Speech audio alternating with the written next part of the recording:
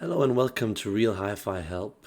I've developed this video now for you guys to create a power cable that is equivalent to a $5,000 cable that you would buy in the stores. So I feel that I need to make a video like this because there is so much equipment on the market that has so much potential in sounding so much better when you have tools like this, a proper power cable. I can't tell you how many times I visited friends or strangers that I don't even know trying to buy some potential used gear, finding out that they don't have more than a regular $1 power cable, or they have some really bad power cable brands that I won't mention out of respect to those manufacturers.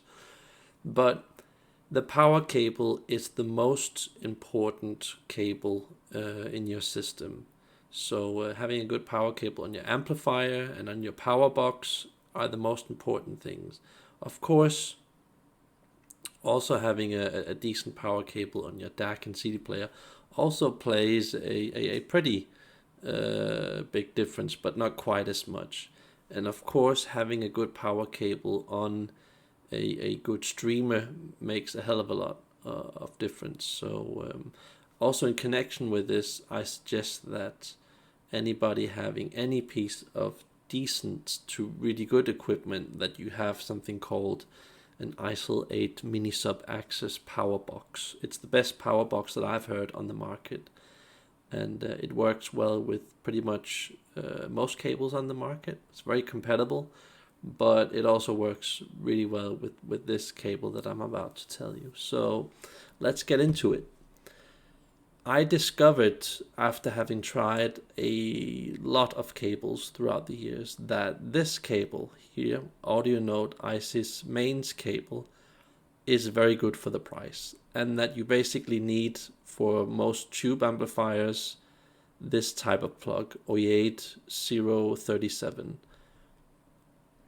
That is what I consider basically the best value power cable in the world. I think that this is basically equivalent to getting any five to maybe even $10,000 power cable that I've heard. So let me just get into it. Fact about most hi-fi cables. Well, it's my opinion that most hi-fi cables on the market sound very hi-fi and unnatural and boring and restricted. Plus that they cost way too much money and often just sound like they're biased in sound, either being very heavy or light or dark sounding or hi-fi sounding, or they've got some kind of moldy effect, or they separate everything and have a very wide soundstage, but there's no substance and realism. So I spent years finding this cable that sounds almost as good as it gets for a very little amount of money. And please notice the fact that if you don't use the money on the plugs, which I find the best, and just settle for standard plugs, that the sound will be a lot less interesting, developed, 3D and natural. Plus it would just sound like a normal power cable. So it's the combination of the cable, the methods that I'm about to introduce to you, and the plugs that create the magic. Plus also having a good power conditioner like I just mentioned before. And you can create several cables with different plugs and try switching between the cables around in your system. And yes, on a pretty good system to a very, very good system, you will hear a pretty big difference. So step one is that I suggest using this cable in either a 50 centimeter, 100 centimeter or 200 centimeter version. That's the Audio Note ISIS power cable. You saw the price below, and you can figure out how to get it and all that. So please understand the difference that 50 centimeter power cables will give you a lot of focus, drive, and punch. But you have to be aware that when you start using a very short power cable, especially a cable that's very good, it opens up for a lot of potential bad things happening in your system, meaning that you're basically revealing a hell of a lot more detail doing this. You're really opening up the whole detail. So you better have some pretty good equipment when you start doing stuff like that. So for most people, I just recommend a 200 centimeter cable to flatten out and create a more smooth and warm sound that is more forgiving. 100 centimeter is like the middle ground between those two. It's a combination between focus, drive, detail, punch, and then this more flattened, smoothed out 200 centimeter version. So you have to figure out what works best in your system.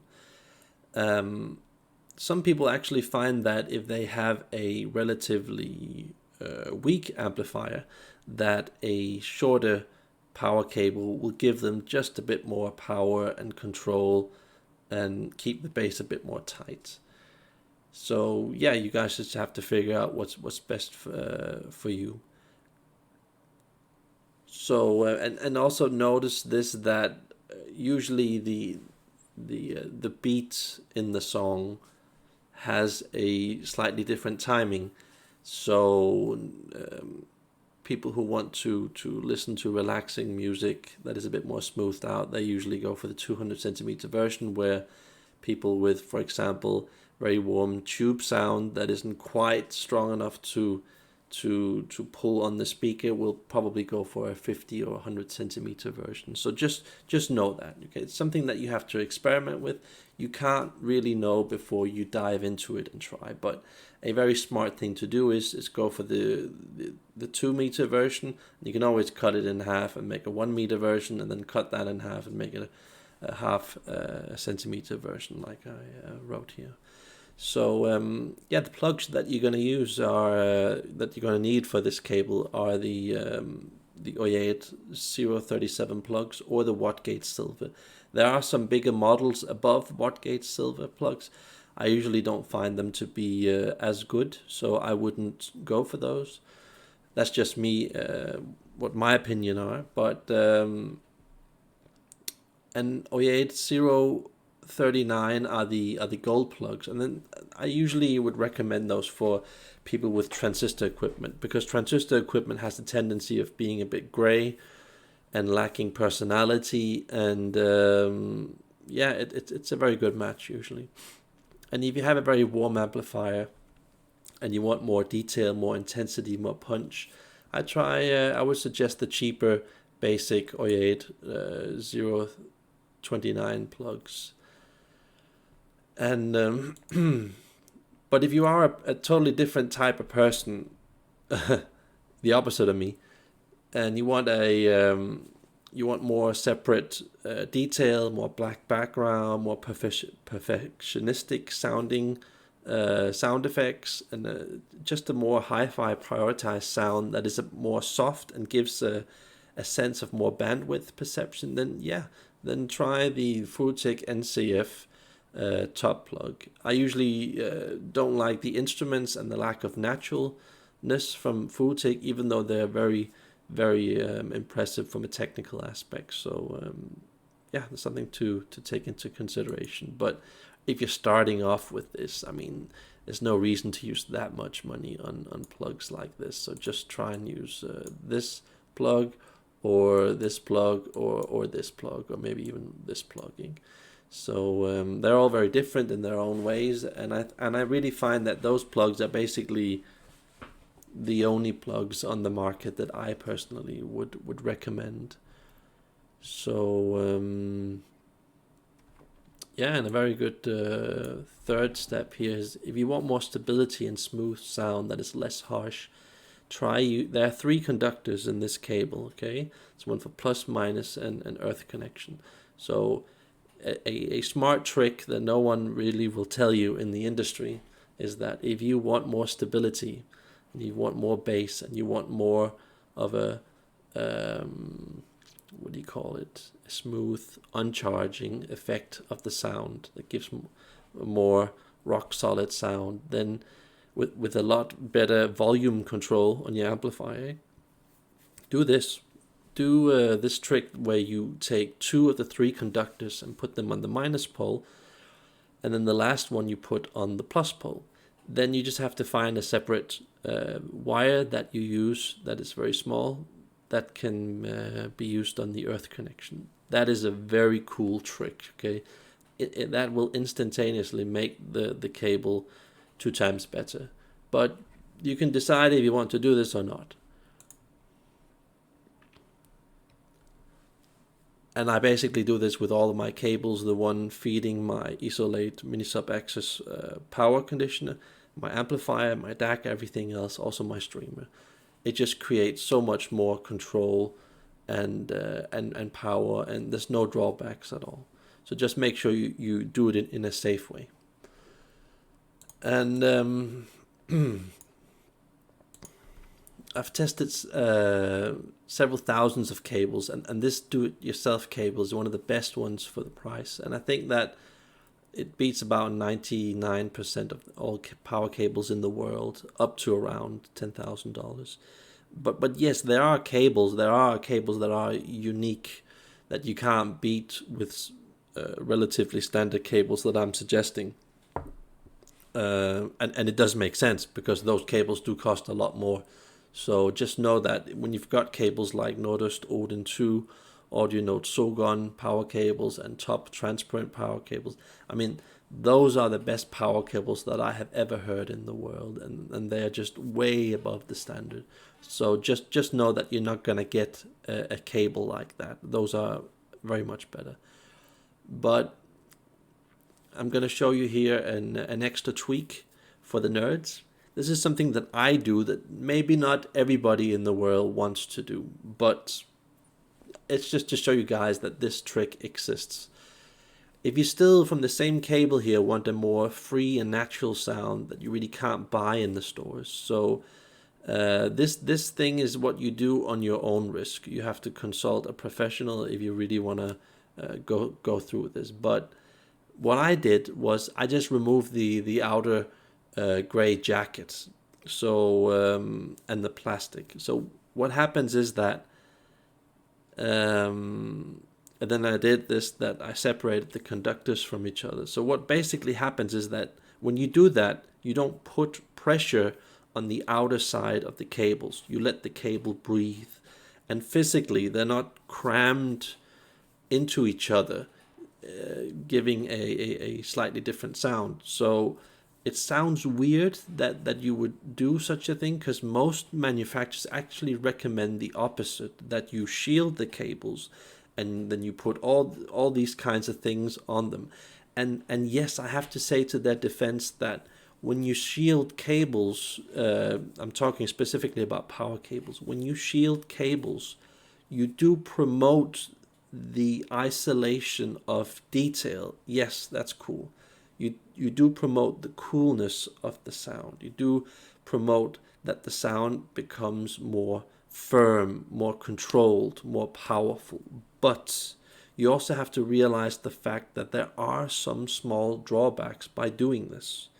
And that's the fact that it actually creates a sound that, what can I say? It kind of puts a grip on your sound, meaning that it can't, be itself and live its own life and be free. It just kind of manages the sound, and for me it seems a bit unnatural, almost as if the whole radiation thing that you're supposed to protect everything from going into the cable actually does sometimes the opposite, where it goes out towards the insulating materials that are used, and then goes back into the cables. Plus the fact that when you put pressure on a cable, okay, a pretty hard pressure on the cable, the cable can't really breathe and move in a natural way. So you get this very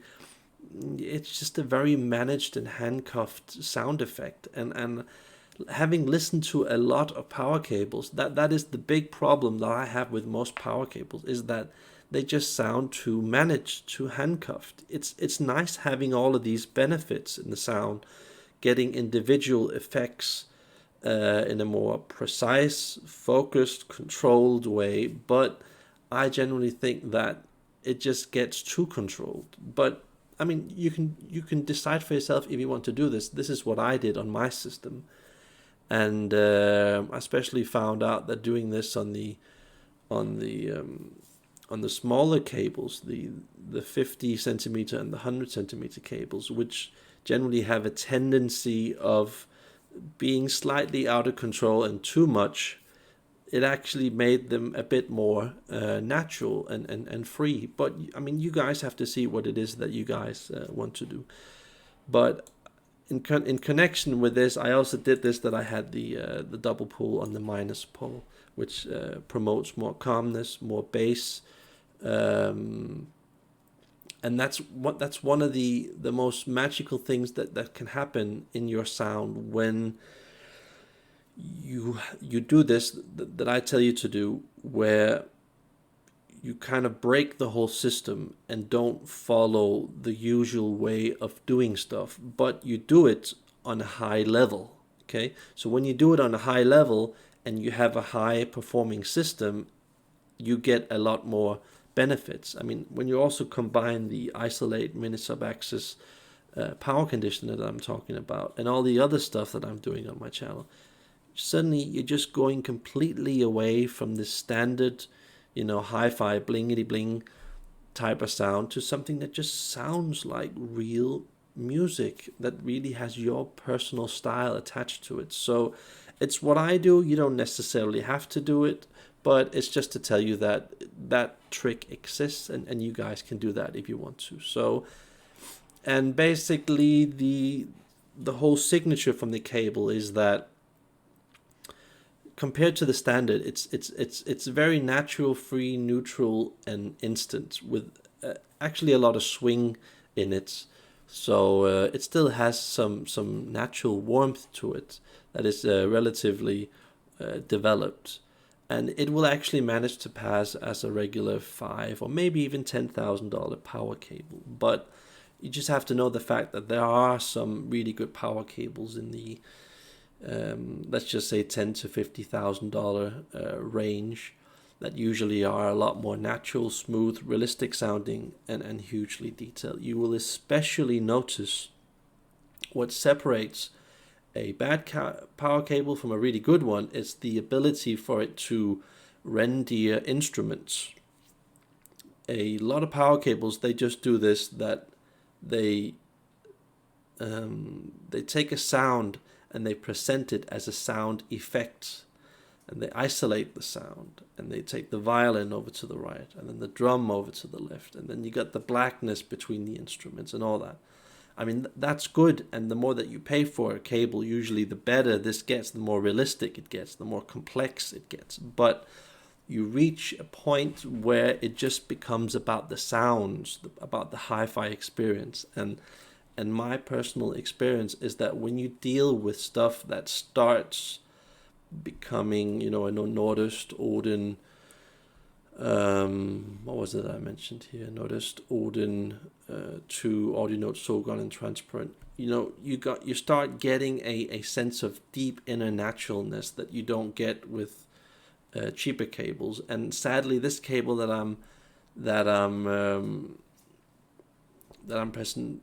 presenting here has its limitations, but it will still beat most other cables. It might even sound like I don't know, the newest Audio Quest or whatever cable. It can actually sound very similar to that, the type of cable that I am presenting here. So yeah, it's for you guys to decide if you want to do. It's just my discoveries, my opinion. And there are still some cables that you can buy that actually sound relatively good. I mean, I was listening to Top Audio Quest and Top Cardas, and and I mean that they're actually quite good. I mean, money wise, I don't think they're very good personally, but they actually sounded quite good. But I just think when you can make your own cables on this level, I'm not talking about getting a do-it-yourself project off of eBay and building it with some inferior cable with some inferior cheap copy plugs. When you're dealing with things that start in this range here, it just makes a lot more sense, and you get a lot more pleasure out of your system. Now, you don't have to follow what I did on this page. You can actually go on eBay and perhaps find a special type of cable that you want to experiment with. There's, for example, a cable company called Vibor cable on eBay, and they make some pretty good good value cable, and then you can just put your own plugs on them. And I mean, for the price, they're actually quite good compared to what you usually buy in the stores. I just find that generally when you buy stuff of eBay, my experience is that it's just very basic, very unsophisticated, and kind of muted in sound, where you just don't get the refined good experience. It's almost a mixture, a soupy mixture of every kind of thing, and it just kind of makes you in the end lose interest in hi-fi, especially when you get like a Carter's cable that you thought was original and then it turns out to be a copy cable. It just gives you a lot of bad experience. So this is one of the shortcuts that I found, having tried several thousands of cables throughout the years, including power cables, RCA, and all that. This is one of the holes in the system that I found. So I think this will be a very good match for basically any piece of equipment out on the market. So, but I still think that if you have a sound system that's only like $100 or $2 or $3 or $4 or $500 worth, I mean, do you really want to use so much on a cable that powers that system? This is kind of a video for those people who have a pretty okay system, okay, that are at least a couple of $1,000 worth. So don't use a good cable on a really bad system, because that's just gonna make you more depressed on how bad your system is, because it usually brings out the worst in your bad equipment. So yeah, Real Hi-Fi Help logging off and wishing you guys a good day.